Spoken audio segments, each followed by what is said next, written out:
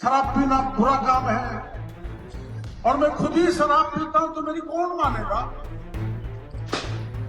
एक बार एक गांव में अब तो हर कोई खड़े खड़े पेशाब करते हैं। मेरे कामजी पटेल भी ठाड़ा ठाड़ा पेशाब करो, मैंने देखो। लेकिन आज के 40-50 साल पहले गांव के, ये भी तभी के हैं और मैं भी तभी का हूं। पहले खड़े होकर पेशाब धोती वाले तो कम से कम नहीं करते, बैठ के करते हैं। तो एक गांव में एक लड़का खड़ा होकर पेशाब करता था। गांव वालों ने ठोका कि भाई तू खड़ा होकर पेशाब मत कर। वो तो नहीं माना। आगे बढ़े। नेताजी कहाँ गए? अरे मंच पर बुला लो। तो उसको समझाया, नहीं माना तो आप गांव इकट्ठा हुआ पूरा, आपको भी बुलाया और ये कहा कि भाई देखो आज से आगे ये अगर खड़ा होकर पेशाब करेगा तो 5000 का दंड करेगा। आगे के पेशाब कर रहे हो, बाप ने भी कर दिया। लेकिन वो दूसरे दिन वही खड़ा होकर पेशाब करे, फिर तो इससे दंड खाते नहीं, दंड दे नहीं, वज्रपट पूरा। तो एक कामजी जैसे केज पटेल ने देखा गड़बड़ कुछ और है, तो तुम इसके बाप क्या देखो, बाप क्या करता है। तो देखा था बाप पाखड़ में घूम घूम के पेशाब कर रहा था।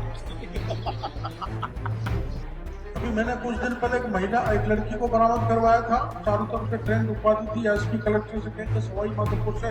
तो उसको थाने में बुलाया, तो थाने में मैं उनके माँ बाप को ले गया तो लड़की कहने लगी चल ये मेरे माँ बाप ही नहीं है। आपने एक नहीं अनेक गांव का आज यहाँ प्रसादी रखी है नीमली वाले बाबा के जीर्णोद्धार के बाद, और ये धार्मिक कार्यक्रम है। धर्म का मजबूत होना जरूरी है। आप सभी जानते हैं कि पाप बहुत बढ़ रहा है। अपने जो कांजी ऊपर है, कांजी पटेल पापाचार और ऐसे जो कार्यक्रम अपन करते हैं जो आज यहां आपके गांव में किया है,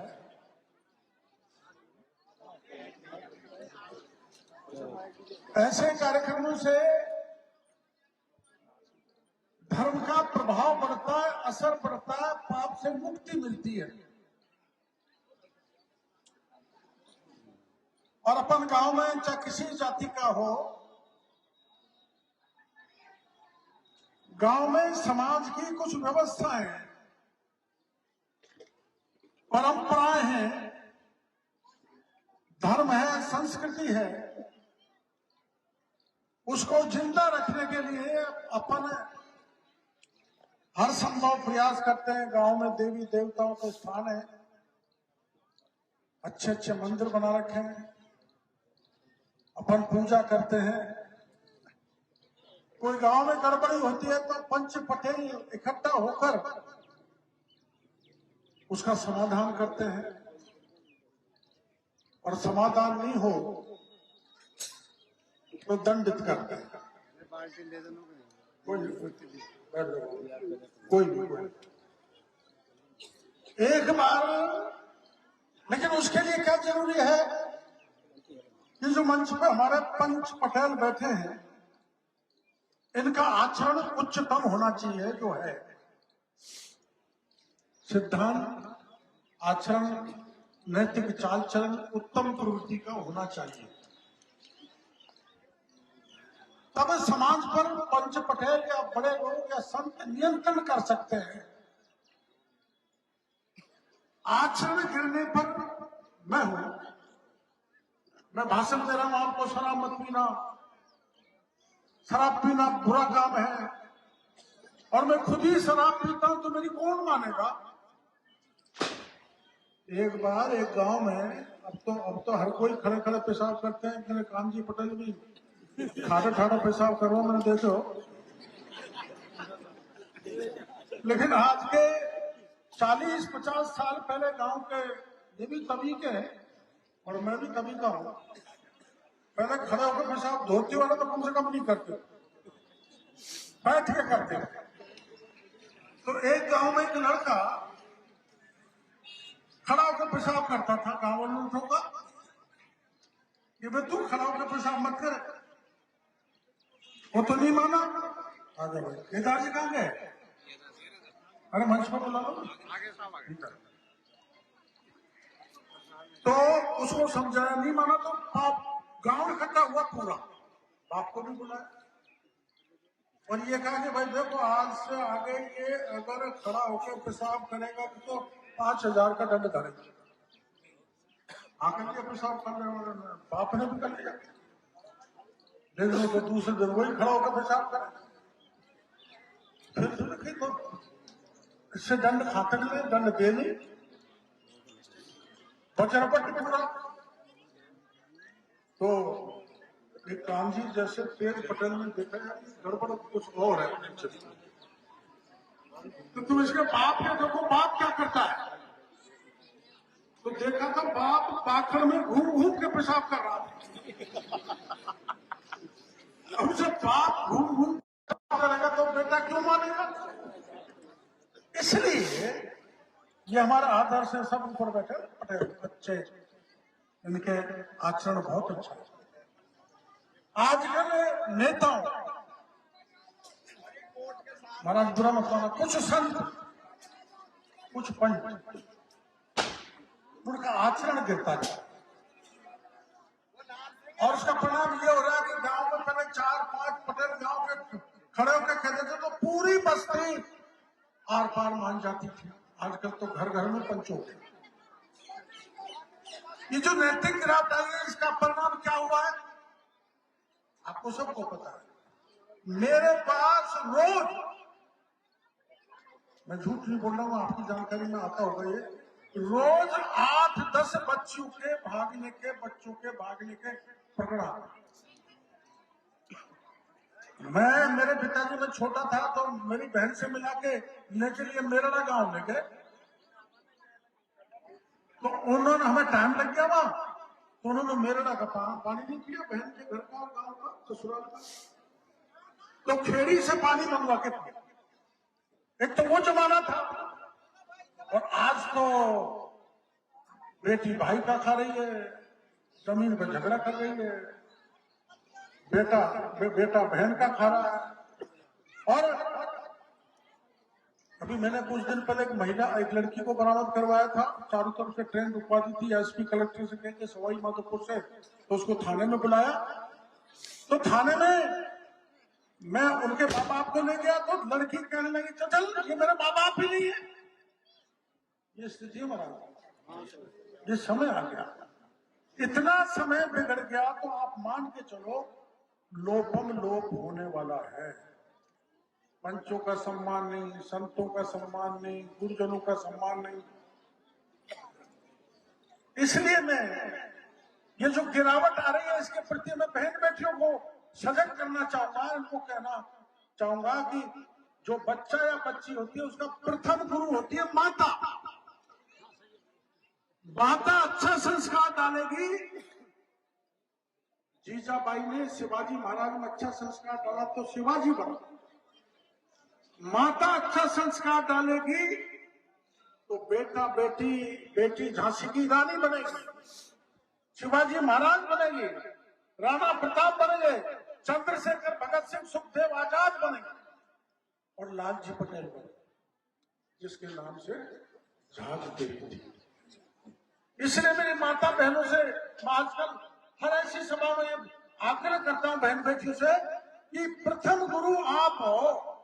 अपनी बेटी और बेटे में ऐसा संस्कार डालो जो आज के जमाने में जो बुरा हो रहा है, भगदड़ मच रही है, कोई किसी का गरीब हो अमीर हो, किसी की बहन बेटी को भगा रहे हैं, भग रही है, इसके कारण वातावरण बिगड़ रहा है, समाज बिगड़ रहा है, धर्म का क्षरण हो रहा है, पाप हावी हो रहा है धर्म पर।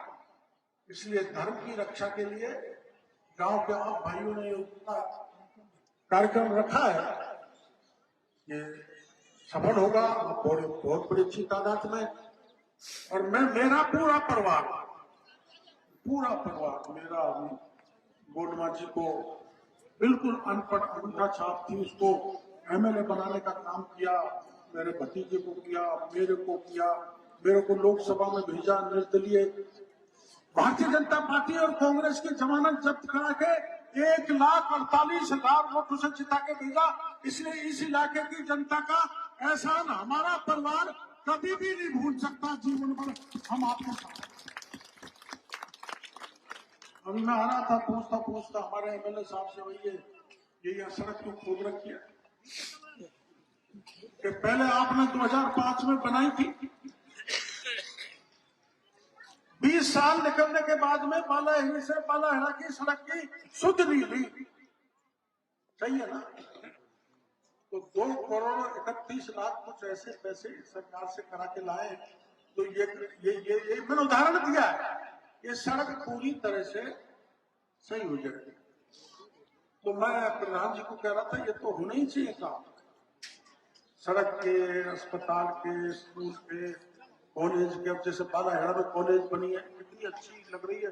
मैं अभी देख के आया तो पता ही हो जाएगी कि बहुत अच्छी लगेगी।